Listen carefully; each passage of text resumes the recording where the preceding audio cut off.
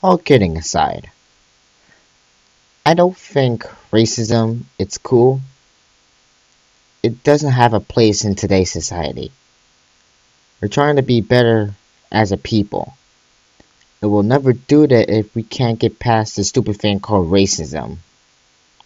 It needs to stop now. People get hurt every day because of it, and it's unacceptable. It's not acceptable in society, and I'm not down with any of that crap. Especially for me and for my family, since most of my family is African or African Americans and black.